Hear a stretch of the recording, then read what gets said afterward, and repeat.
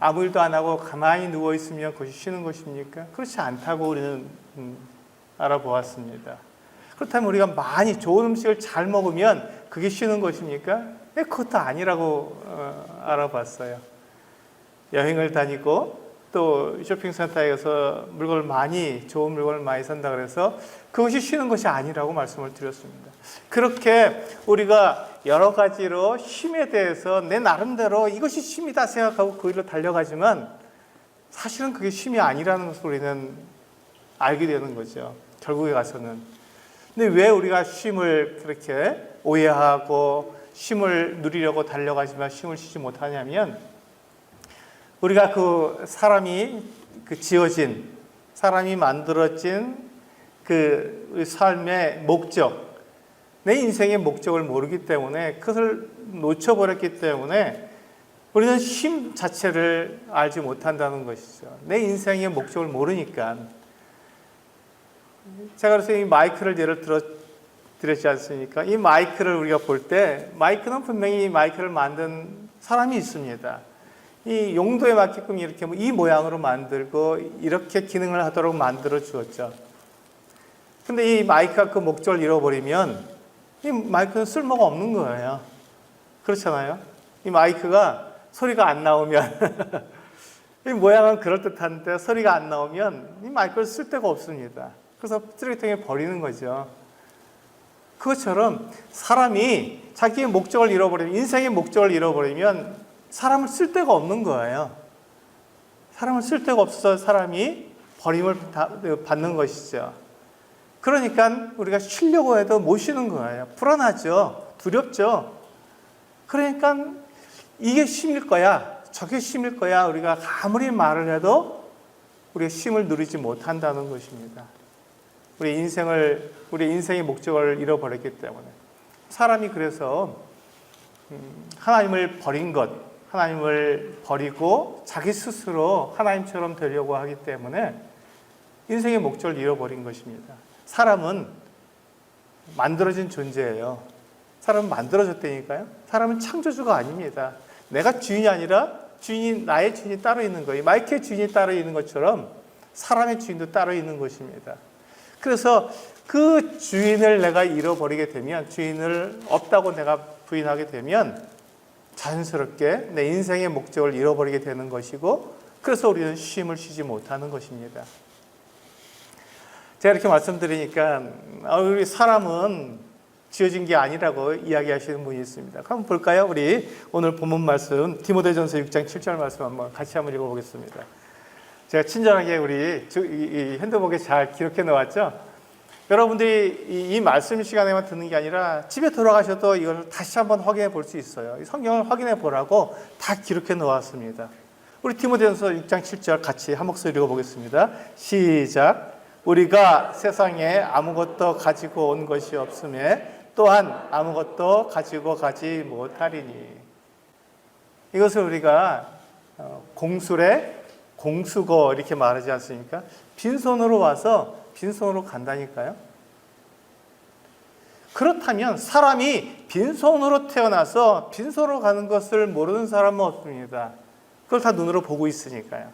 사람이 태어날 때 뭘 가지고 태어납니까? 아무것도 가지고 태어나는 것 없이 벌거벗고 태어나요. 사람이 죽을 때 뭘 가지고 갑니까? 그래서 어떤 유명한 왕은 자기의 관 바깥으로 두 손, 빈손이라는 것을 보여주기 위해서 관 바깥으로 두 손을 내놓으라고 그렇게 말하고 그 유언을 그렇게 남기고 죽었습니다. 아주 유명한 왕이죠. 그래서 이 관 밖에 두 손이 나와 있습니다. 왜요? 사람이 아무리 이 세상에서 많은 걸 가져도 죽을 때는 아무것도 가지고 갈 수 없다는 것입니다. 그러니 사람이 어떻게 주인이 될 수 있냐는 거예요. 이 세상에 우리가 살고 있는, 지금 우리가 입고 있는 옷, 지금 앉아있는 그 의자, 책상 다 멋있잖아요? 그런 것들이 다 내 것이 아니잖아요. 우리 빌려 쓰는 것이죠. 잠깐 있다가 그냥 그걸 덜어놓고 빈손으로 가야 되잖아요. 하나님 말씀에서 우리가 세상에 아무것도 가지고 온 것이 없으면 또한 아무것도 가지고 가지 못한다고 말씀하고 있는 거예요. 그러니까 우리는 주인이 아니죠. 우리는 만들어진 존재입니다. 우리 주인은 따로 있다니까요. 그런데 우리가 그 주인을 버리고 내가 주인으로서 하려니까 당연히 우리의 인생의 목적을 우리는 잃어버릴 수밖에 없습니다. 인생의 목적을 잃어버릴 수밖에 없다니까요.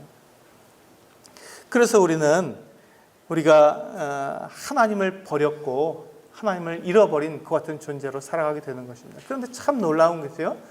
하나님이 어떠한 분인지 제가 오늘 말씀을 드릴 텐데, 하나님은 우리 그 요한일서 4장 16절을 읽어보시면 하나님이 어떤 분인지 정확하게 우리에게 말씀해 주고 있습니다. 하나님이 어떠한 분인지 우리가 오해하고 있어서 하나님께로 돌아가지 못하는 거예요.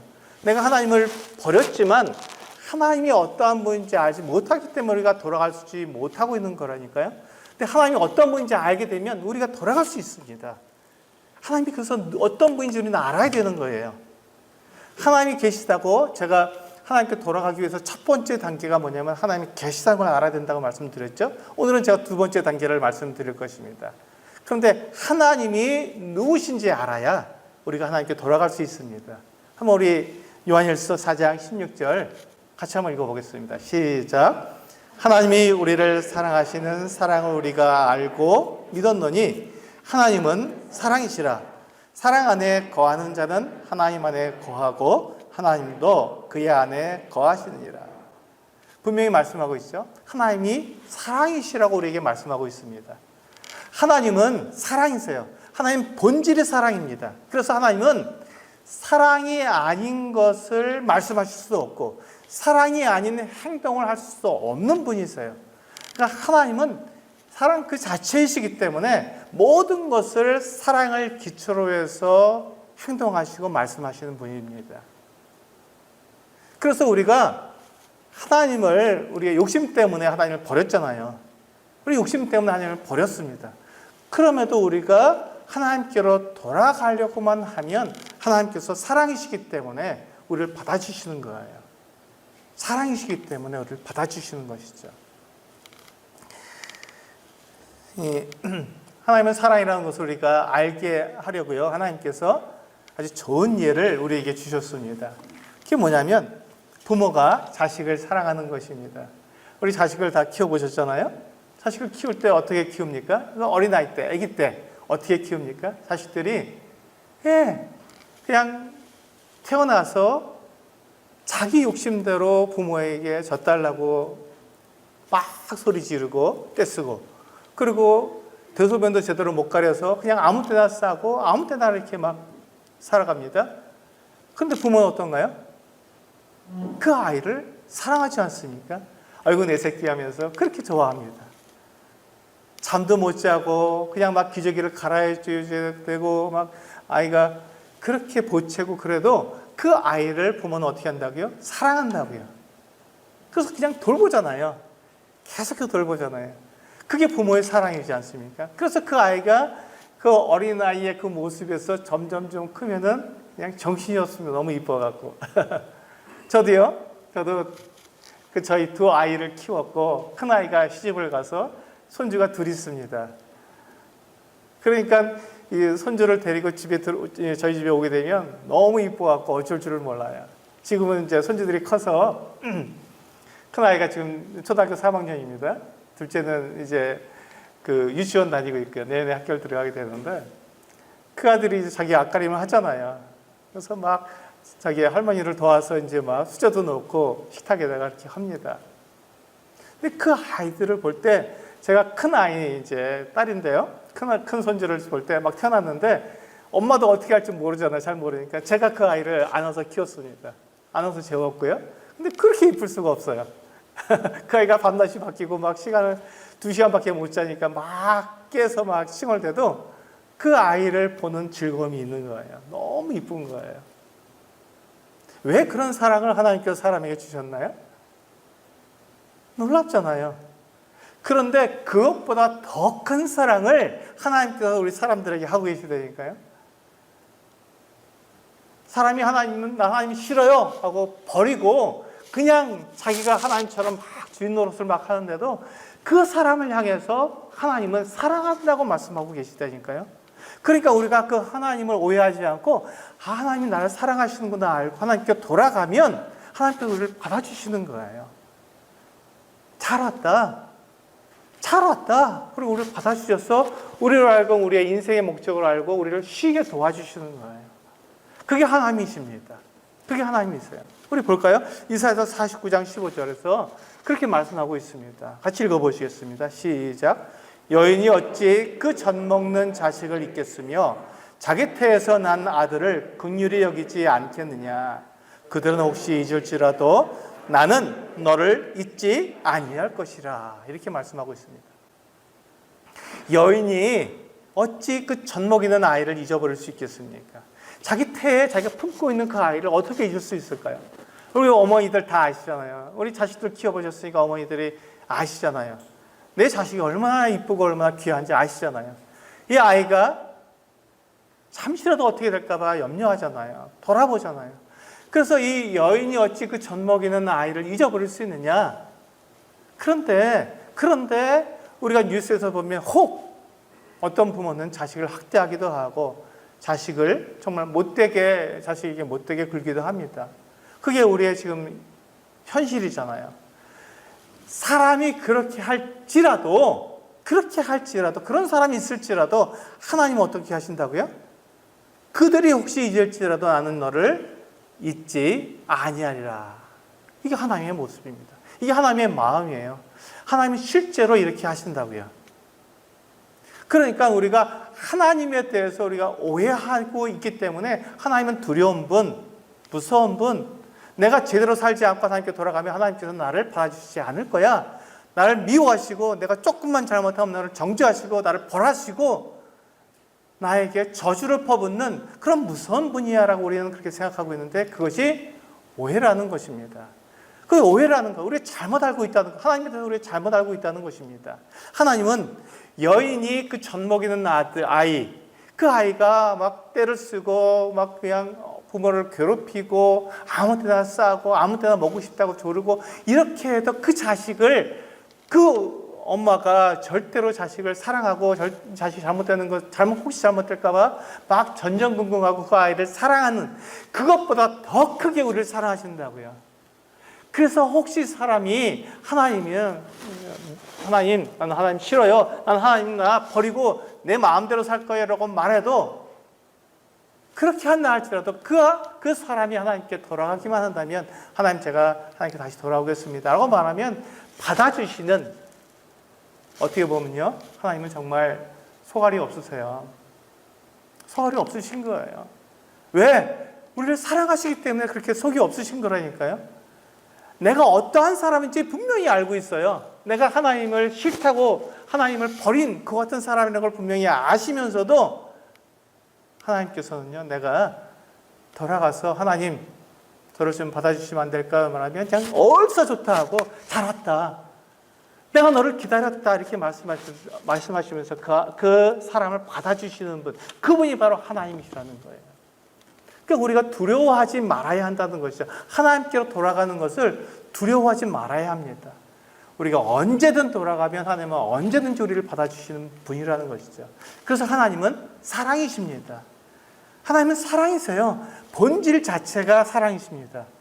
근데 우리는 그것을 자꾸 오해하잖아요. 하나님이 정말 사랑일까? 하나님 정말 나를 받아주실까? 내 모습이 이런데 내가 나를 봐도 정말 한심스럽고 내가 나를 봐도 내가 죄인이라는 것이 뻔한데 내가 생각하는 모든 것들이 다 더럽고 추하고 악한 것뿐인데 내 이 모습 이대로 하나님께 돌아가면 하나님께 정말 나를 받아주실까? 그래서 어떤 분들은요 이렇게 말하죠. 하나님을 믿으세요. 하나님께로 나오세요. 이렇게 말하면요. 내가 좀 죄를 정리하고 나갈게요. 내가 좀 깨끗해지고 내가 좀 잘 살고 정리가 되면 그때 나갈게 이렇게 말씀하시는 분이 있어요. 그게 바로 하나님을 오해한 것입니다. 하나님은 그런 분 아니시라니까요. 하나님은 내 모습 이 모습 이대로 하나님께 나아가도 하나님은 우리를 받아주세요. 너 그 모습 갖고 나한테 나올 수 있을 거든. 내가 얼마나 거룩한데, 내가 얼마나 의로운데, 내가 얼마나 정결한데 너 그렇게 더러운 모습으로 나한테 나와? 이렇게 우리를 질책하거나 이렇게 우리를 갖다가 미워하시는 그런 분이 아니라고요. 그런 분이 아니라고요. 그런데 우리는 그 하나님이 마치 그런 분인 것처럼 우리 오해하잖아요. 그래서 하나님께 나가는 것을 두려워하잖아요. 혹시 내가 이렇게 나가면 하나님께서 나를 모른다 하지 않으실까? 하나님이 나를 벌하시지 않을까? 이런 생각을 가진다니까요. 그런데 여인이 혹시 그 아들을 잊을지라도 나는 너를 잊지 않는다. 너가 어떤 모습으로 있든지 상관없다. 나는 너를 사랑한다라고 말씀하시는 분이 하나님이라고 성경은 우리에게 말씀해 주고 있어요. 이게 하나님입니다. 그러니까 우리가 그 하나님을 오해하지 않아야 우리가 하나님께 돌아갈 수 있고 참된 쉼을 누릴 수 있는 것이죠. 진짜 쉼을 줄 수 있는 것입니다. 근데 그 하나님을 오해하니까 내가 두려우니까 하나님께 나아가지 못해서 우리는 내 나름대로의 쉼을 자꾸 생각하는 거예요. 돈 많으면 내가 쉴 수 있겠지. 오해입니다. 착각이에요. 돈을 많이 벌어놓고 덜컥 암에 걸리면 어떻게 하죠? 돈을 많이 벌어놓고 덜컥 내가 내일 죽게 되면 어떻게 됩니까?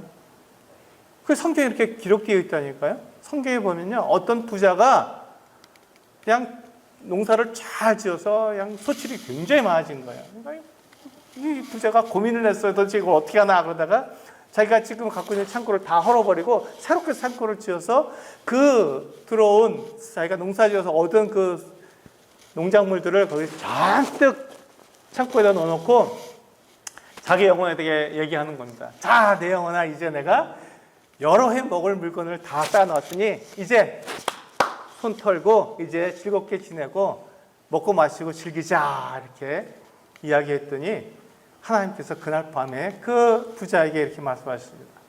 어리석은 자야, 어리석은 자야.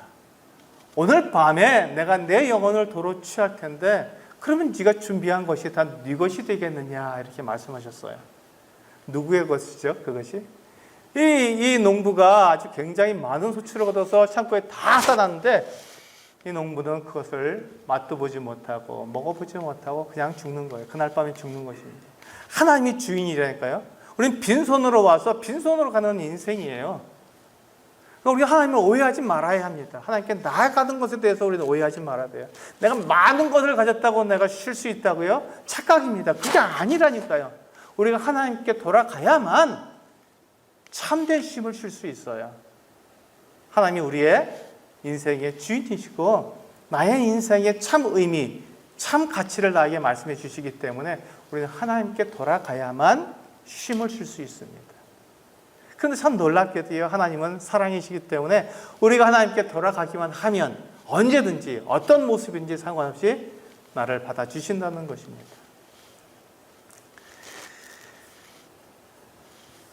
우리가 하나님의 계획에 대해서 제가 말씀을 드리고 있죠. 우리 그 시간표에 보면은 계획에 대해서 말씀을 드리겠는데, 지난 시간에 제가 하나님의 계획의 첫 번째 단계가 하나님의 계시다. 그걸 이스라엘을 통해서 말씀을 드렸어요. 이스라엘 나라가 정말 희한하죠. 하나님께서 그 이스라엘 나라를 세우시겠다고 말씀하셨는데 그걸 정말 지키셨어요. 그리고 그 이스라엘 나라가 그 강대국의 포로로 끌려갔는데 하나님께서 예언하신 그대로 그들이 돌아왔다니까요. 누가 그렇게 할지 그 이름, 고레스라는 이름까지 이사야서에 기록해놓은, 우리 여기 보면 이사야 있잖아요. 이사야 49장 15절. 이 이사야 동일한 이사야입니다. 이 이사야 선지자가 고레스라는 이름을 기록했어요. 근데 그 고레스 왕이 정말 페르시아의 초대 왕으로 이스라엘 사람들을 돌려줬다니까요. 돌아가라, 이렇게 했어요. 그 고레스 왕이 내린 그 칙령을 기록한 그 원통이 고고학자들에서 발굴돼서 지금도 남아 있습니다. 정말 놀랍잖아요. 어떻게 이 고레스라는 사람이 그 같은 명령을 내릴 줄 어떻게 알았을까요? 그게 바로 하나님 이외에는 그렇게 할 수 있는 분이 없기 때문에 그것만 봐도 하나님이 계시다는 것을 우리는 인정할 수밖에 없죠. 그런데 이제 오늘 두 번째, 하나님이 사랑이라는 걸 제가 말씀을 드렸는데, 하나님이 어떻게 사랑이냐면, 하나님께서 그렇게 하나님이 싫다고 버리고 내가 주인이라고, 내가 하나님이라고 막 그렇게 자기를 자랑하는 그렇게 못된 사람이지만 그 사람을 위해서 하나님께서 계획을 세워 놓으신 거예요. 어떤 계획을 세워 놓으셨냐면, 사람이 유혹을 받은 거거든요. 자기가 스스로 그냥 막 하나님을 버리고 자기 스스로 하나님 되려고 하는 것이 아니라 뱀이라고 하는, 나중에 이제 요한계시록 보면 이 뱀이 사탄이라고 말씀하고 있거든요. 이 뱀이라고 하는 이 존재가 사람을 유혹한 거예요. 그래서 이 사람이 뱀의 유혹에 넘어가서 그렇게 하나님을 버리고 자기가 하나님처럼 되어버린 거거든요. 하나님 버린 거예요. 그런데 이 하나님께서 약속해 주신 거예요. 우리 창세기 3장 15절 같이 한번 읽어보시고, 이게 좀 어렵습니다. 왜냐하면 이것을 다 상징으로 기록해 놨기 때문에 좀 어려워도 한번 읽어보겠습니다. 창세기 3장 15절 시작. 내가 너로 여자와 원수가 되게 하고 내 후손도 여자의 후손과 원수가 되게 하리니 여자의 후손은 내 머리를 상하게 할 것이요 너는 그의 발꿈치를 상하게 할 것이니라 하시고, 네, 여기 보시면 좀 어렵죠. 이게 뭔 말이야. 근데 이게 하나님께서 사탄이 알아보지 못하도록 상징으로 말씀하시는 거예요. 상징으로. 지금 이게 다 이루어졌습니다. 그래서 우리는 그것을 이게 하나님께서 이렇게 말씀하신 거구나 하고 알 수 있는 거죠. 근데 여기서 제가 이걸 설명을 드리면요, 내가라는 말은 하나님이 이렇게 말씀하세요. 하나님이 너로 할 때 이 너는 뱀입니다. 이 사람을 유혹한 뱀에게 이렇게 말씀하시는 거예요. 그래서 뱀에게 여자와 원수가 되게 하겠다 이렇게 말씀하신 거예요. 잘 모르겠죠? 괜찮습니다. 넘어가세요. 그런데 중요한 게 뭐냐면 그 뒤에 나오는 거죠. 내 후손, 뱀의 후손도 여자의 후손과 원수가 되게 하려니, 자, 여기 여자의 후손이 나와요. 이 여자의 후손은 뱀보다, 이 사탄보다 더 강한 하나님의 아들을 말씀하고 있는 거예요. 이게 나중에 보면요, 쭉 우리가 그 예언이 점점 정확해져 가거든요. 이사야가 말할 때 이게 바로 처녀가 낳을 아들이라고 말씀하고 있는데, 이 마태복음에 본 처녀가 아들을 낳는데 바로 그것이 예수님이다 이렇게 말씀하고 있어요. 그러니까 이 지금 여자의 후손이 바로 그리스도다, 하나님의 아들이다 하는 것을 우리는 알 수 있죠. 이거 굉장히 어렵습니다. 정말 어려운 말씀이에요. 그렇지만 제가 이렇게 설명을 드리는 겁니다. 왜냐하면 이것이 하나님의 계획의 첫 번째 단계, 하나님께 첫 번째로 사람들에게 나는 이렇게 할 거야 하고 말씀해 주신 거기 때문에 이게 굉장히 중요하거든요. 그래서 제가 어려워도 이 말씀을 드리는 겁니다. 잘 보세요. 여자의 후손이 누구라고요? 하나님의 아들이라고요. 하나님의 아들은 사탄보다 훨씬 더 권세가 크신, 힘이 세고 가치가 높으신 분입니다. 그분이 오셔서 그 여자의 후손이 내 머리, 이 뱀의 머리를 상하게 할 것이다. 뱀의 머리가 상하게 되면 어떻게 되죠?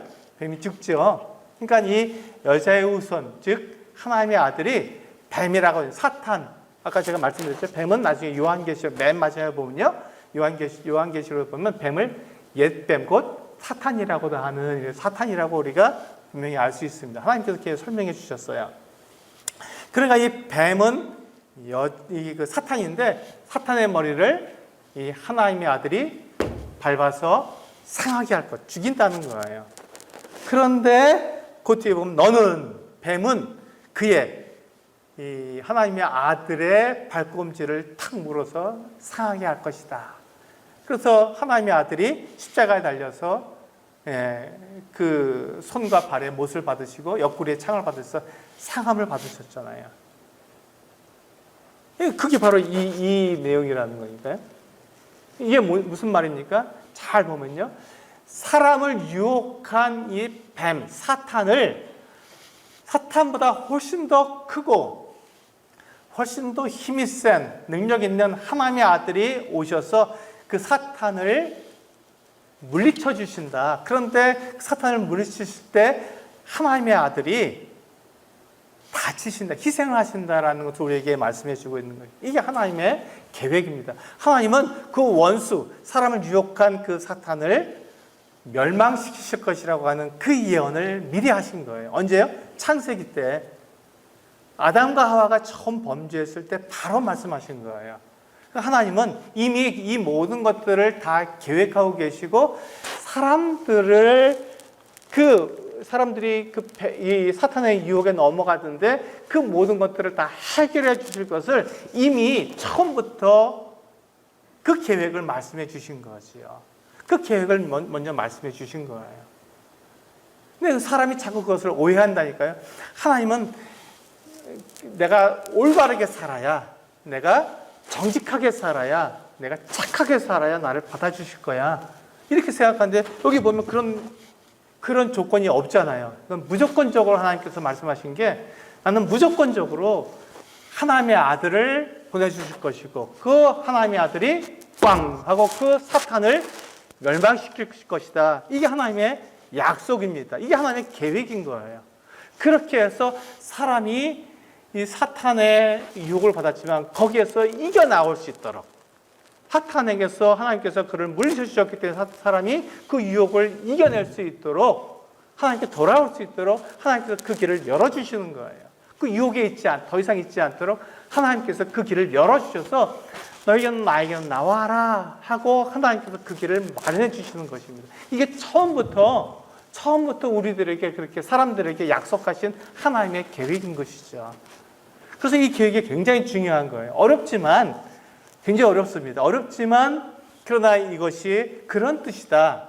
하나님께서 하나님의 아들을 보내셔서 사탄을 멸망시키셔서 우리를 유혹한 그 사탄을 이기시고 우리로 하여금 그 유혹에서 이겨서 하나님께로 나올 수 있도록 그 길을 마련해 주신다 하고 우리들에게 약속해 주신 것입니다. 그 계획을 말씀하신 거예요.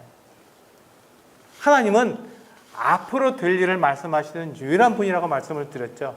그럼 앞으로 일어날 일을 말씀하셨는데 그것이 반드시 이루어진다고 말씀을 드렸잖아요. 그게 하나님이잖아요. 지금 이렇게 창세기 처음 죄를 지었을 때 하나님께서 사람들에게 약속해 주셨어요. 이 일이 이루어질까요? 네, 이루어졌습니다. 제가 그래서 그것을 여러분들에게 말씀을 드리는 거예요. 그 소식, 하나님께서 이 계획을 처음에 말씀하셨는데 그것을 이미 다 이뤄놓으셨으니까 우리가 하나님께로 돌아갈 수 있다고 말씀을 드리는 거예요. 이걸 여러분들에게 말씀을 드리는 것입니다. 이것이 바로 우리들에게 주어진 좋은 소식, 하나님께서 우리에게 주시는 기쁜 소식인 거예요. 이것을 알라고 말씀하시는 것이죠. 그렇다면 제가 이제 아까 오전에 말씀을 드릴 때 이스라엘에서 조금 더 말씀드린다 그랬죠. 우리 그 신명기 7장 7절을 한번 읽어보시겠습니다. 제가 이제 이 말씀을 설명드리기 위해서 이제 이스라엘로 잠깐 넘어가겠습니다. 한번 읽어보시죠. 시작. 여호와께서 너희를 기뻐하시고 너희를 택하심은 너희가 다른 민족보다 수요가 많기 때문이 아니니라. 너희는 오히려 모든 민족 중에 가장 적으니라. 이스라엘에 가면요, 이스라엘은 정말 작은 나라입니다. 정말 작은 나라예요. 우리나라 강원도 아시죠? 아니, 모르셔도 돼요. 근데 그냥 강원도가 있다고 하세요. 우리 강원도는 우리 그 대한민국의 한 작은 도잖아요. 그 도에 강원도보다 조금 더 큽니다. 그러니까 우리 대한민국보다 훨씬 작은 나라라는 걸 금방 알 수 있죠. 그렇게 작은 나라가 이스라엘 나라예요. 근데요, 이스라엘 나라를 우리가 뭐라고 말하냐면 다리와 같다 이렇게 말합니다. 다리. 여러분, 다리를 왜 만들죠? 네, 이쪽에 있는 육지와 저쪽에 있는 섬을 연결해 주는 게 다리잖아요. 근데 다리 위에는 다른 갈 길이 없는 거예요. 그것처럼 이스라엘은요, 다리와 같은 나라입니다. 이스라엘의 서쪽은요, 지중해라는 바다예요. 그쪽으로 사람이 다닐 수가 없잖아요. 이스라엘의 동쪽은요, 사막이에요. 사람이 살 수가 없습니다. 그리고 다닐 수가 없어요. 그러니까 딱 다리처럼 이렇게 된 거예요. 그 왼쪽은, 서쪽은 바다, 지중해로 되어 있고, 오른쪽은, 동쪽은 사막으로 되어 있어요. 너무 뜨거워서 사람이 거기는 다닐 수가 없습니다. 그러니까 딱 다리처럼 좁은 그런 작은 나라예요. 그런데 그 이스라엘의 북쪽은요, 우리 그 메소포타미아 문명이라고 혹시 들어보셨습니까? 아니, 몰라셔도 돼요. 근데 그 북쪽은요, 메소포타미아라고 하는 아주 굉장히 큰 나라들이 거기서 생겨난 그렇게 좋은 땅입니다. 유프라데스 강과 티그리스 강이 흐르는 강이 있으니까 거기 사람들이 잘 살 수 있잖아요. 큰 강 2개가 흐릅니다. 사람들이 거기서 많이 산 거예요. 큰 나라가 거기서 이루어지고 땅도 굉장히 평탄하고 넓습니다. 그러니까 거기서 큰 나라가 세워지게 되겠죠. 이스라엘 북쪽은 그렇게 큰 나라예요. 남쪽은요. 남쪽은 나일강 문명이라고 이집트에 거기서 살고 있어요. 그러니까 그 남쪽도 굉장히 아프리카의 가장 북쪽에 있는 나라거든. 이집트가 아프리카라고는 그 큰 대륙의 북쪽에 정말 비옥한 땅을 가지고 있어요. 이집트입니다. 거기 나일강이라는 엄청나게 큰 강이 흘러서 사람들이 그냥 편안하게 여기서 농사를 짓고 살 수 있습니다. 그러니까 이스라엘에는 작은 이 다리와 같은 나라가 있고 북쪽에 큰 나라가 있고 남쪽에 큰 나라가 있는 거예요. 거기에 다리처럼 아주 작은 나라가 폭 박혀 있는 거죠. 그 나라가 그 큰 두 북쪽과 남쪽에 있는 나라 사이에서 그 나라를 유지하고 있는 것입니다. 이게 가능하겠습니까? 우리 대한민국은 반도예요. 그래서 남쪽으로 가면 바다니까 더 이상 갈 데가 없으니까 그냥 그렇게 어떻게 우리의 정체성을 가지고 살았는데 이 이스라엘은 그것도 아니고 남쪽과 북쪽에 다 큰 나라들이 있다니까요. 그러니까 이 이집트가 자기의 국경을 더 넓히려면 어디로 가야 되냐면 메소포타미아로 가는 거예요. 큰 나라를 북쪽으로 가서 점령해서 큰 땅을 갖기 위해서 반드시 지나가는 다리가 어디라고요? 이스라엘입니다. 그럼 북쪽에 있는 이 메소포타미아에 있는 이 큰 나라들이 남쪽으로 이제 그 공격을 해 와야 되는데 반드시 지나야 하는 다리가 어디라고요? 이스라엘입니다. 그러니까 이스라엘은 북쪽 사람들이 남쪽 이집트를 점령하려고 올 때도 반드시 지나야 하는 나라고, 남쪽에 있는 이집트가 북쪽에 있는 나라를 점령하기 위해서 전쟁하려고 할 때 반드시 지나야 하는 나라입니다. 그러니까 그 두 큰 나라 사이에 끼어서 도대체 그 나라를 유지할 수가 없는 거예요. 그런데 하나님께서 이 이스라엘을 나라를 세우시고 몇 년 동안 유지하게 하셨다고요? 800년 동안. 800년 동안 왕을 세우시고 나라를 세우게 하신 거예요. 그리고 그 이스라엘 나라가 이제 그 바벨론에게 쫓겨갔잖아요. 식민지가 됐잖아요. 그리고 70년 만에 다시 돌아왔는데 그 이후에 700년 동안 바벨론 제국이었었죠. 그 다음에 페르시아 제국이 점령하고 있었어요. 근데 이 페르시아가 다음에 헬라 제국에게 먹혀버립니다. 그래서 자연스럽게 이 이스라엘 나라가 헬라 제국 밑에, 알렉산더 대왕 밑에 그렇게 있게 된 거예요. 근데 헬라 제국이 또 로마 제국, 우리 잘 알죠? 로마 제국이라면 로마 제국에게 또 먹혀버립니다. 그래서 이스라엘은 자연적으로 로마의 식민지가 되어버렸어요. 바벨론 제국, 또 페르시아 제국, 헬라 제국, 로마 제국에 계속해서 이 식민지로 약 700년 동안 있었던 거예요. 그동안에 이 이스라엘이 정체성을 그대로 유지하면서 잘 있었어요. 대단하죠. 800년, 700년, 1500년 동안 아무 문제 없이 살았던 거예요. 그러다가 주후 70년에 로마의 장군인 타이터스 장군, 디도 장군이라고 말을 합니다. 외국말이니까 이게 다르게 부르는데 티토, 타이터스 똑같은 이름입니다. 이 타이터스 장군이 이스라엘이 너무 격하게 막 이렇게 반기를 들고 독립운동을 하고 막 이러니까 이스라엘을 완전히 무너뜨려 버린 거예요. 그래서 성전을 불태우고요, 예루살렘을 다시 한번 불태웁니다. 그래갖고 이 이스라엘 유다 백성들을 온 세계로 다 흩어버리는 거예요. 그래서 이스라엘이 그때 흩어진 이후로 1900년 동안 나라 없는 그와 같은 백성들이 됐습니다. 1900년. 몇 년 동안이요? 1900년 동안 나라 없이 살았어요. 제가 왜 1900년이라고 말씀을 드리냐면 이 나라가 1947년 5월 14일 날 독립을 했거든요. 지금 이스라엘 나라가 있습니까? 없습니까? 지금 있어요. 이스라엘이 이때 존재한다니까요. 근데 그것이 1900년 동안 나라가 없는 그 같은 사람들이었어요. 나라 없이 그냥 살던 사람들, 이 나라에 살고 저 나라에 살고 그냥 흩어져서 살던 사람들이었어요.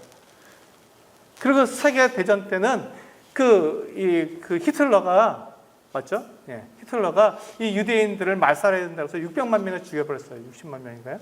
600만 명이. 하여튼 그렇게 많은 사람들을 죽였어요.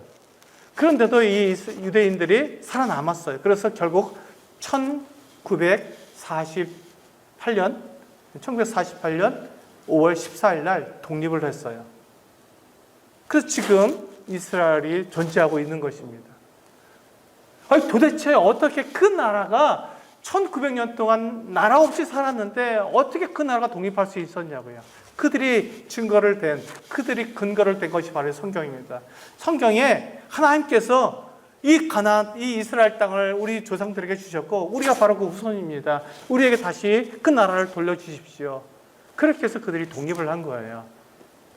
그 지금 이스라엘 가면 지금도 히브리어를 씁니다. 물론 이것이 정확한 건지는 모르지만 그들이 히브리어를 다시 살려서 그들이 쓰고 있어요. 놀랍지 않습니까? 놀라운 거예요. 정말 놀라운 거예요. 어떻게 이스라엘이라는 나라가 없어졌는데, 세계 역사에서 완전히 없어졌는데 다시 생겨날 수 있냐는 것이죠. 그게 하나님의 약속이잖아요. 내 후손이 반드시 나라를 세울 것이고 그 나라가 계속해서 이어질 것이다. 그랬는데 그들이 너희가 만약에 우상을 숭배하고 하나님을 버리면 하나님께서 너희를 또한 버릴 것이다. 그래서 한번 하나님께서 그것을 보여주셨잖아요. 이 바벨론에 끌려가게 하셔서 그들이 경험을 했잖아요.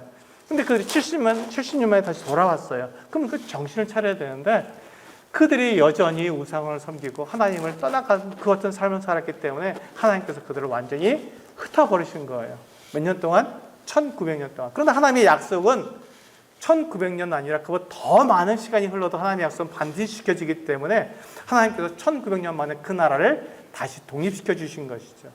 그래서 이스라엘을 보면요, 하나님이 계시다는 것, 하나님이 어떤 분이라는 것을 우리는 알 수 있어요. 그래서 이스라엘이 분명히 하나님을 버렸고 하나님의 그랬던 백성이었지만 하나님을 버리고 우상을 섬겼지만 하나님께서 그 이스라엘 사람들을 어떻게 했다고요? 받아주셨다고요. 그들이 돌아오면 그들을 받아서 하나님의 약속대로 그들을 나라를 이룰 수 있도록 도와주시는 거라니까요. 그걸 기쁘게 받으시는 거예요. 그 나라가 지금 이스라엘에 지금 존재하고 있어요. 지금 이스라엘 나라가 있지 않습니까? 그렇다면 하나님께서 이 이스라엘을 받아주셨다면 우리가 하나님께로 돌아가면 우리를 받아주실까요? 네, 받아주십니다. 그게 바로 성경의 약속이에요. 하나님은 사랑이시다라고 말씀하신 게 바로 그 내용입니다. 그래서 지금 이 창세기 3장 15절에 그렇게 약속하신 거예요. 내가 너희를 유혹한, 너희를 죄를 짓게 한, 너희를 주인을 몰아내고 하나님을 몰아내고 내가 스스로 하나님처럼 이렇게 행세하게 한 그 사탄을 내 아들, 하나님의 아들, 그 권세에 있는 그 정말 놀라운 능력을 가진 그분을 내가 보내서 그분으로 하여금 사탄을 내가 멸망시킬 것이다. 너희는 하나님께 돌아올 수 있도록 내가 그 길을, 모든 길을 다 마련해 줄 것이다. 그러니까 너희는 나에게로 돌아오라. 나에게로 돌아오라. 이렇게 말씀하고 계신 거예요. 그래서 언제든지 하나님께 돌아가면 하나님께 그를 받아주시는 것이죠. 이스라엘에 대해서 말씀을 드렸으니까 이스라엘이 뭐가 그렇게 특별한가, 왜 그들은 특별한 사람들인가에 대해서 말씀을 드리겠습니다. 이스라엘은요, 하나님께서 그들에게 법을 주셨습니다. 너희는 하나님의 백성이다 이렇게 말씀하시고 약속을 하셨잖아요. 내가 그 아브라함의 자손을 통해서 큰 나라를 이루게 하시는데 그 나라가 바로 하나님을 섬기는 나라로 하나님께서 약속해 주셨잖아요. 근데 그 나라가 특별하게 하기 위해서 하나님께서는 그들에게 법을 주신 거예요. 그것을 우리는 율법이라고 말하죠. 근데 이 이스라엘이 가지고 있는 율법에 두 가지 특징이 있습니다. 그 주변 나라들도 법을 가지고 있잖아요. 비슷합니다. 많이 비슷한데, 그런데 이스라엘만 가지고 있는, 하나님께서 이스라엘에게 주신 법이라고 하는 특별한 그 특징이 있어요. 그 특징이 두 가지가 있는데 이 두 가지를 제가 말씀을 드리겠습니다. 뭐가 도대체 이스라엘을 그렇게 이스라엘 되게 했는가? 왜 그들이 하나님의 백성이고 하나님께서 그들을 나라를 세우게 하셨던 그 특징이 과연 무엇인가? 두 가지가 있습니다. 첫 번째가 오늘의 우리 주제하고 똑같습니다. 쉼입니다. 하나님은요, 이스라엘 백성들에게 안식을 주셨습니다. 그래서 안식이라고 하는 특별한 법을 주신 거예요. 이스라엘이 가지고 있는 율법의 첫 번째 특징이 뭐냐면 그들에게 안식을 주셨다가 하는 이 놀라운 특징이 있습니다. 그래서 이스라엘 백성들은요, 6일만 일하고 제7일째는 무조건 쉬어야 했습니다. 그것을 안식일 이렇게 말하죠. 안식일이라고 말합니다. 그날은 다 쉬어야 되는 거예요. 네, 우리 쉬는 거 좋아하지 않습니까? 네, 쉬어야 되는 거예요. 근데 쉬는데 누가 쉬냐면요, 네, 남자가 쉬어야 됩니다. 여자도 쉬어야 돼요. 아이들도 쉬고 노인도 쉬어야 됩니다. 뿐만 아니라 그 집에 노예들도 다 쉬어야 됩니다. 더 나아가서 그 집에 있는 짐승들도, 가축들도 다 쉬어야 됩니다. 그럼 누가 일하죠? 네, 아무도 일할 수 없습니다. 아무도 일하지 않고 쉬는 날입니다. 그게 하나님께서 이스라엘에게 주신 특별한 법입니다. 아무도 일할 수 없어요. 아무도 일해서는 안 됩니다. 그들이 그러면 그 안식일날 뭘 하나요? 제가 연구해 보니까요. 제가 이제 막 교수들한테 배워보고 또 성경을 연구해 보고 여러 가지 책들을 읽어보니까 그날 그 이스라엘 사람들이 뭘 했냐면 하나님이 나에게 뭐라고 말씀하시는가 그들이 하나님을 찬양하고 하나님의 말씀을 들었던 거예요. 그래서 하나님의 뜻을 알게 되는 것이죠. 그렇게 쉼을 누린 것입니다. 아무 일도 하지 않고 하나님께서 사람들에게 뭐라고 말씀하시는가를 알아본 거예요. 그게 쉬는 거였어요. 아무 일도 안 하는 게 아니죠. 그냥 널브러져 있는 것이 아니라 하나님이 사람에게 뭐라고 말씀하시는가를 잘 들어본 거예요. 아, 그렇구나. 사람은 이렇게 하나님께 이렇게 만드셨구나. 그러니까 사람은 이렇게 살아야겠네라고 정확하게 하나님의 뜻을 알고 하나님을 대신해서 나타낼 수 있는 그 같은 모습, 하나님께서 사람을 지으신 그 목적대로 살아갈 수 있게 된 거죠. 그것을 쉼이라고 말하는, 안식이라고 말하는 거, 그걸 쉼이라고 말하는 것입니다. 근데 안식일만 있나요? 그렇지 않습니다. 안식년이라고 하는 이 안식년을 주셨어요. 이 안식년은 뭐냐면요, 6년 동안만 농사를 짓고 7년째 되는 해에는요, 농사를 짓지 말고 땅도 쉬게 하라 이렇게 하신 거예요. 땅도 쉬어야 된다 이렇게 말씀하신 것입니다. 그러니까 안식일 6일만이라고 제7일째는 쉬고 그것을 계속 반복하다가 6년 동안은 농사를 짓고 이렇게 그 농산물을 우리가 얻어먹다가 7년째는 땅도 쉬라는 거예요. 그게 하나님이 사람들에게, 이스라엘 백성들에게 주신 특별한 법이었습니다. 근데 그걸 지키려니까 쉬울까요? 옆에 이웃 나라를 보니까 거기는 뭐 쉬는 날 없이 열심히 일을 해도 겨우 먹고 살까 말까 하는데 우리 보고는 놀라 그래. 이게 정말 될까? 이렇게 놀고 먹어도 될까? 이렇게 의심한 거예요. 하나님은 의심한 거죠. 그래서 그들이 이웃 나라처럼 안식년 없애고 그냥 부지런히 일을 해서 먹고 살려고 했던 거예요. 하나님이 왜 내 말을 이렇게 의심하고 믿지 않느냐? 나는 너희들이 6일만 일하고 제7일째 쉬고 6년만 땅을 갈아먹고 제7년 쉬고 이렇게 해도 너희들이 풍성히 먹을 수 있도록 줄 텐데 왜 내 말을 의심하느냐? 나에게로 돌아와라. 너희들 생각대로 살지 말고 나에게로 돌아와라. 내 말을 믿어라. 이렇게 말씀하신 거예요. 그래서 그들이 이웃 나라를 자꾸 이렇게 넘보면서 이웃 나라가 우상도 섬기고 바알도 섬기고, 그냥 이 바알은요, 이 풍요의 신입니다. 비의 신이에요. 이 중동 지역처럼 이렇게 비가 안 오는 나라에서 비가 온다는 것도 얼마나 그들에게 풍요를 줍니까? 그러니까 이 바알이라는 신을 섬긴 거예요. 그 우상을 섬긴 거죠.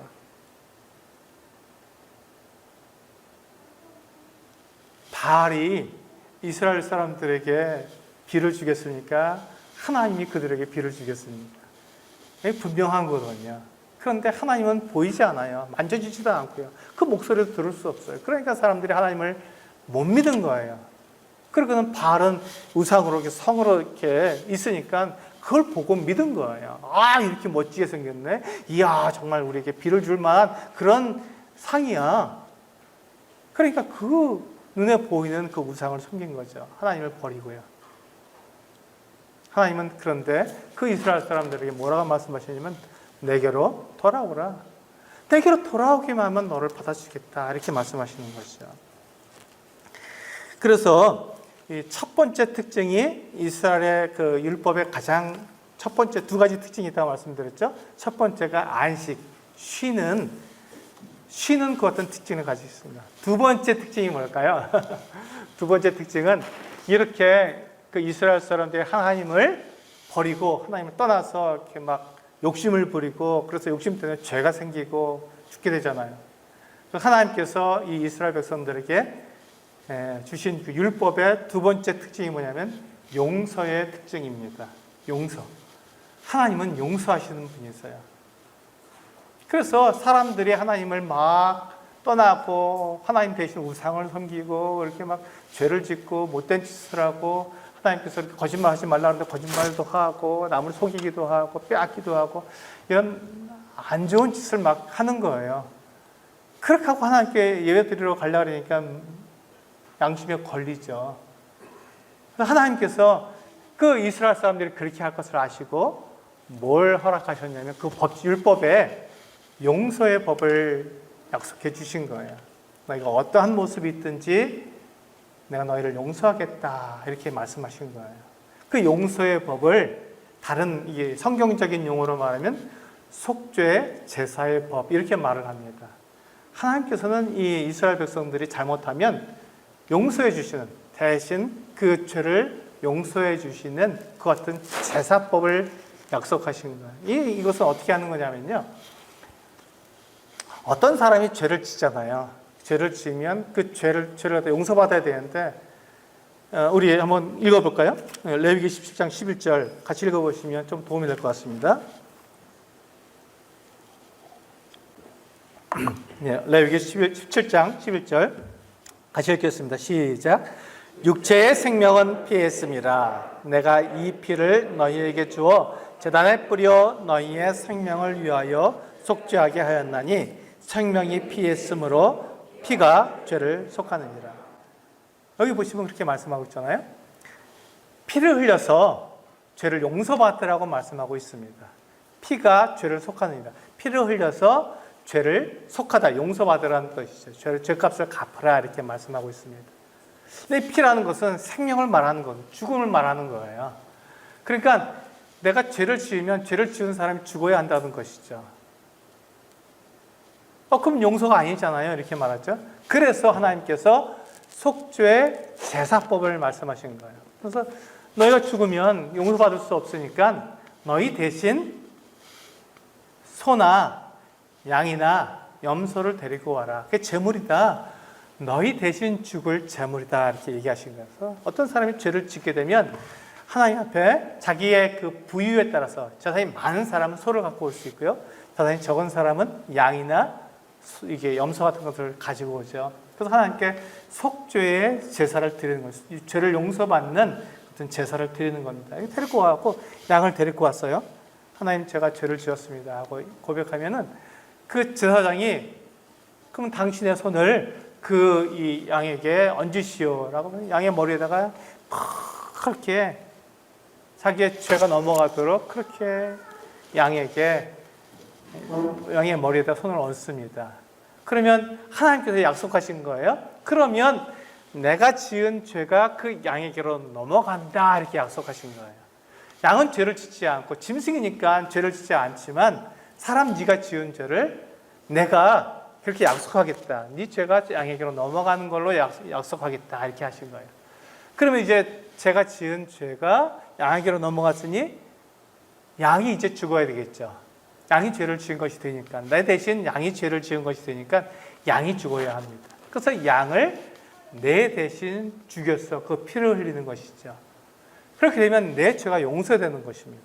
그것을 속죄 제사의 법이라고 그렇게 말씀하고 있습니다.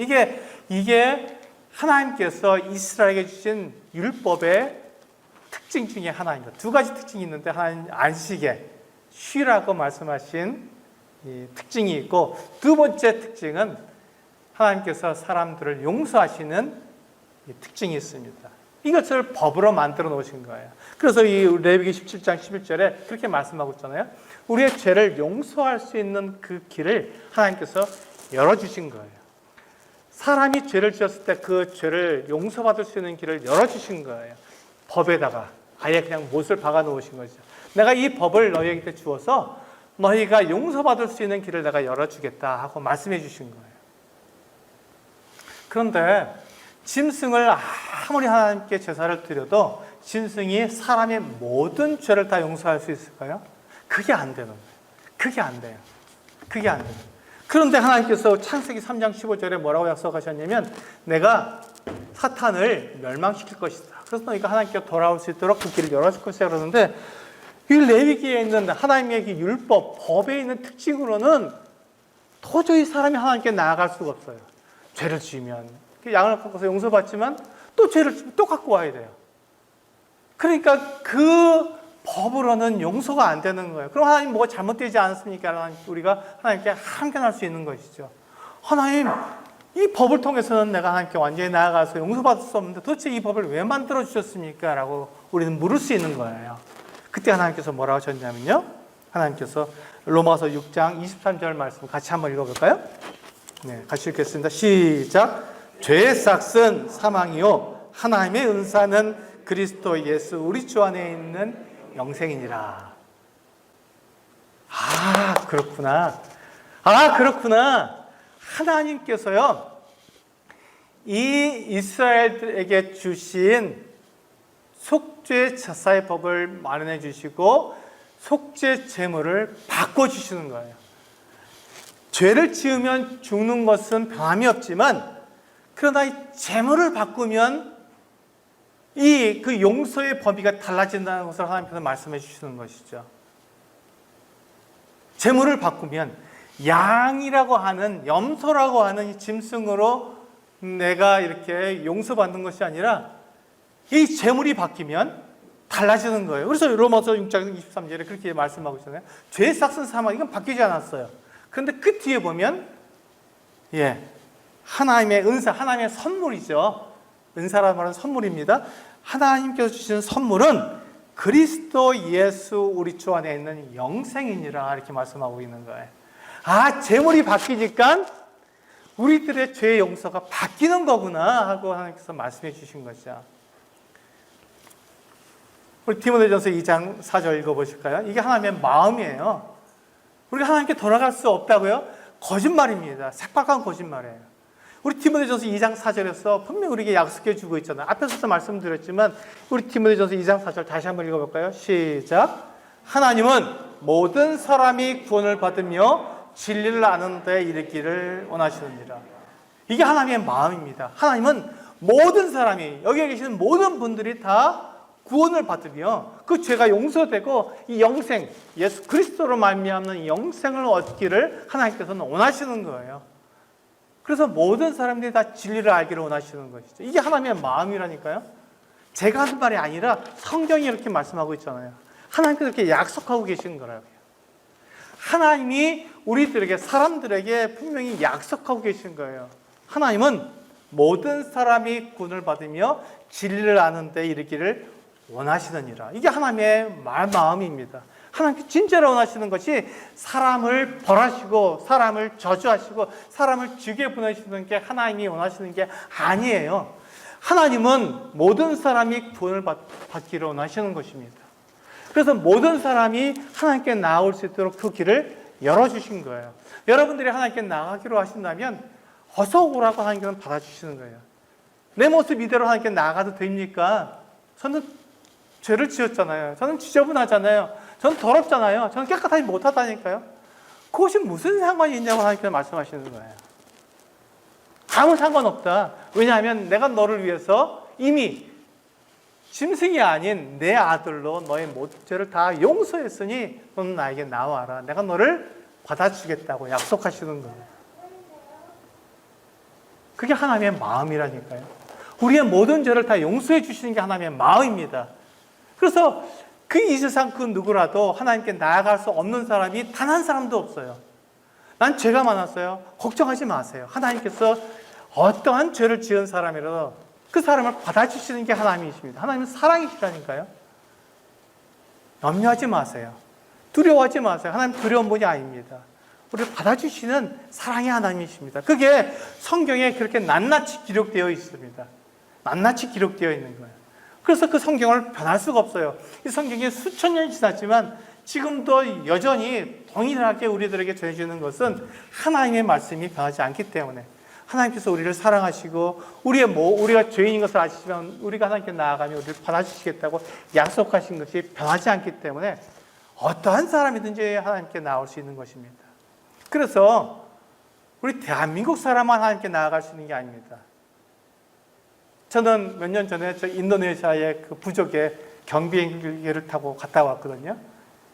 숲속이에요. 거기는 오지입니다. 거기에서 정말 잘 모르고 사는 그 같은 사람들에게도 성경을 가지고 들어가서 예수님을 전해주니까 그 사람들이 믿고 교회를 이루었어요.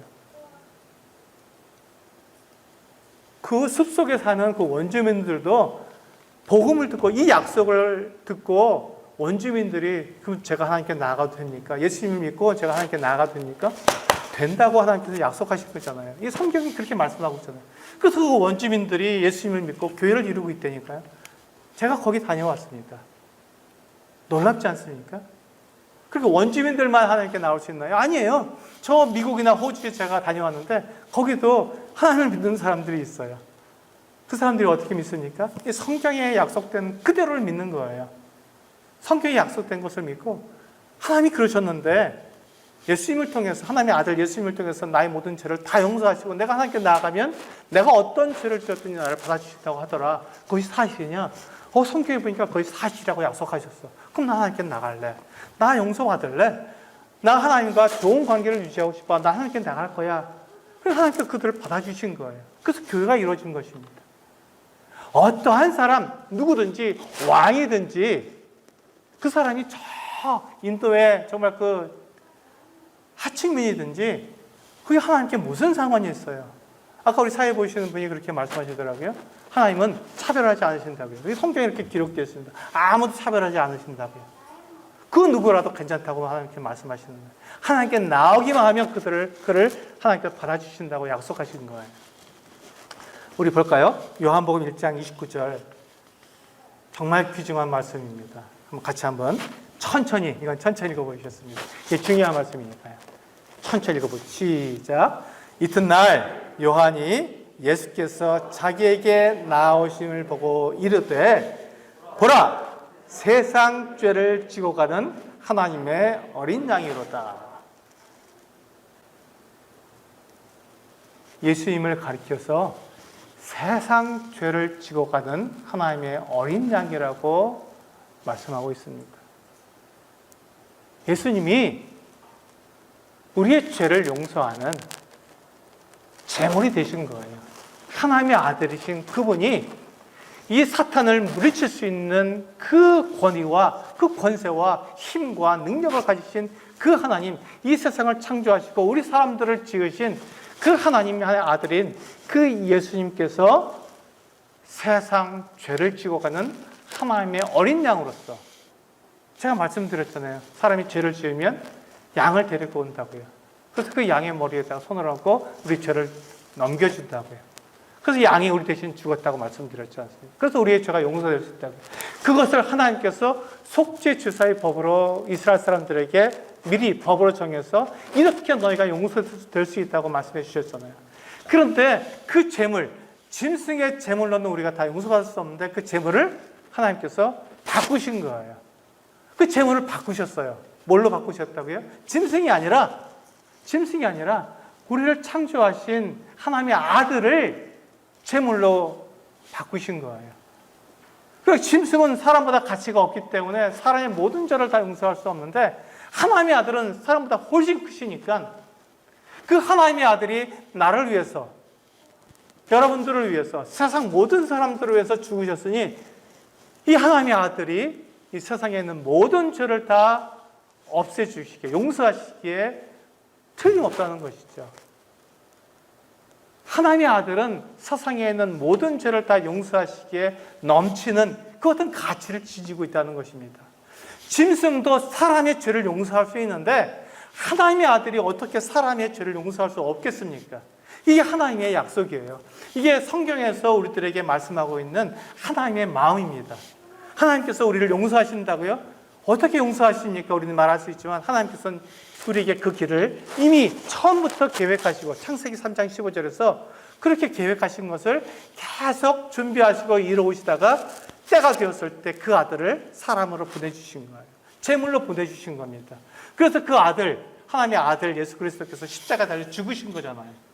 우리의 죄를, 세상에 있는 모든 죄를 다 용서하시기 위해서. 여러분들의 그 죄, 나는 하나님께 나아갈 수 없어 라고 말하는 그 죄를 용서하시기 위해서 그 아들이 십자가 달려 죽으신 거예요. 그래서 그 속죄 제사의 법, 용서의 법이 그대로 우리에게 적용되니까, 제물이 바뀌었으니까 이제 내가 하나님께 모든 죄가 다 용서되는 거예요. 그러니까 내가 하나님께 나아갔을 때 전혀 하나님께서 나를 갖다가 받지 못하시는 것이 아니라 나를 어서 와라, 받아주시는 거죠. 내가 너를 사랑한다. 네가 나에게 돌아오기를 정말 바랬다. 내가 이것을 위해서 내가 처음부터 계획했고 그것을 내가 이루었다. 너희가 나에게로 나와라. 그래서 너희가 쉬렴. 내가 너희를 위해서 준비한 게 이 안식이 아니냐. 사람을 만들고 그 처음 날, 7째 날 나와 함께 쉬었지 않느냐. 이제 쉬자. 너희의 일을 다 이제 그만두고 나와 함께 쉬지 않으렴. 그렇게 말씀하시는 거예요. 우리는 쉬려고 열심히 일하고 열심히 돈도 벌고 이것도 해보고 저것도 해보고 우리 마음대로 우리가 하고 싶은 대로 다 해보잖아요. 근데 우리는 못 쉬잖아요. 이제 그 일을 그만두라는 거예요. 그렇게 해서 너희가 쉴 수 없잖아. 그렇게 한다고 너희가 쉬지 못하잖아. 여전히 불안하고 여전히 너희가 두렵잖아. 그럼 나에게 오렴. 내가 너희를 다 이미 용서했다. 그 용서를 너희가 받아들이고 내가 재물을 바꾸어서 이제 하나님의 아들을 그 놀라운 권위와 그 가치를 지닌 하나님의 아들을 너희를 위한 재물로 삼았으니 그 재물을 의지해서 너희가 나오렴 하고 하나님께서 우리를 부르시는 거예요. 그러니까 우리가 모든 죄가 다 용서될 수 있는 것입니다. 우리 마지막으로 요한복음 19장 30절 말씀을 읽어보겠습니다. 요한복음 19장 30절. 정말로 이 일이 이루어졌는지 정말 그렇게 됐는지 한번 읽어보시겠습니다. 네, 시작.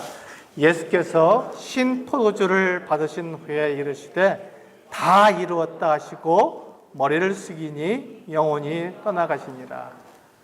예수님께서 하나님의 아들이신 예수님께서 우리의 죄를 위해서 죽으셨잖아요. 그러면서 맨 마지막에 하신 말이 뭐라고요? 다 이루었다. 다 이루었다. 하나님께서 계획하신 모든 계획을 다 이루신 거예요. 사람을 용서하시기 위한, 사람을 받아주시기 위해서, 이 세상에 있는 모든 죄를 다 용서하시기 위해서 그 예수님이 십자가에 달려 죽으시면서 다 이루었다 말씀하시고 죽으신 거예요. 재물이 완전히 바뀐 것이죠.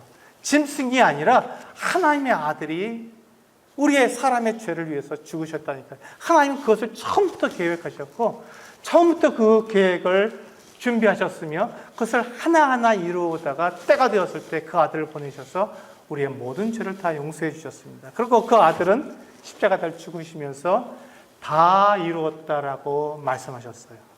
다 이루신 것입니다. 그러니까 우리는 쉴 수 있게 된 것이죠. 그러니까 우리의 모든 죄를 다 용서받을 수 있고 하나님께 나아갈 수 있는 것이죠. 하나님께 나아가면 하나님께서 우리를 받아주셔서 이제 됐다. 그만 쉬렴. 이제 내 안에 들어와서 너희가 원래의 목적대로 너희가 이제 쉬렴 하고 하나님께서 우리에게 참된 힘을 주시는 것입니다. 이게 복음이고 이게 하나님의 뜻이고 이게 하나님의 계획입니다. 하나님께서는 이걸 우리들에게 말씀해 주시는 거예요. 하나님 처음부터 이것을 계획하셨고 그렇게 우리들에게 말씀하시는 것입니다. 이게 성경의 창세기부터 요한계시록까지 기록되어 있는 모든 말씀입니다.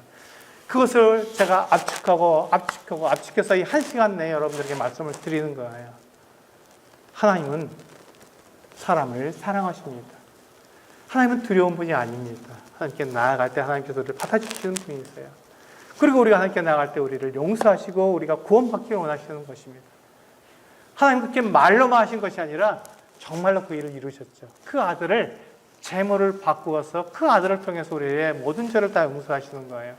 그리고 그 아들이 정말로 이 세상에 사람으로 오셔서 사람 대신 십자가에 아무 죄도 없이 십자가에 달려서 죽으시면서 마지막으로 하신 말씀이 다 이루었다. 이렇게 말씀하신 것입니다. 다 이루었습니다. 이제 여러분들이 하나님께 나온 모든 장애물이 다 없어진 거예요. 죄의 문제를 하나님께서 다 없애주신 거예요. 이미 그걸 다 해결해 놓으셨습니다. 누구든지 하나님께 나아가는 그 모든 것에 장애가 없어진 거예요. 죄도 다 해결됐고 내가 하나님께 용서받지 못한 그 같은 사람이 아니기 때문에 내 죄가 다 용서되었기 때문에 하나님께 우리는 얼마든지 나아갈 수 있는 것입니다. 하나님께서 나를 받아주신다고 약속하셨습니다. 그래서 하나님께 나아갈 수 있는 그 같은 사람이 되었습니다. 이제 우리는 망설이지 마시고 하나님께 나아오시기 바랍니다. 두려워하지 마시고 하나님께 나아오시기 바랍니다. 걱정하지 마세요. 내 죄가 이렇게 있는다. 내가 이렇게 더러운데 하나님께 어떻게 나가니까 라고 말하지 마세요. 이미 하나님께서 다 모든 것들을 다 해결해 놓으셨기 때문에 하나님께 나오셔서 하나님, 제가 이제 하나님께 나아가니 저를 받아주십시오 라고 말씀하시면 하나님께서 누구든지 받아주십니다. 하나님의 계획은 거기서 끝나지 않습니다. 우리가 이 시간표를 보시면 내일 아침에 제가 말씀드리겠잖아요. 그것은 하나님께서 우리의 죄를 용서하실 뿐만 아니라 하나님께서 우리를 아들로 삼으신다는 거예요. 아들이 되어 누리는 쉼. 이렇게 제가 마지막 계획, 하나님의 이 마지막 계획을 말씀을 드리는 거죠. 하나님은 우리를 용서하시는 것으로 끝나지 않습니다. 우리를 아들로 삼으십니다. 그러니 이 하나님, 우리가 두려워하지 마시고 하나님께 나오시는 우리 모든 분들이 되시기를 원합니다. 기도하시겠습니다.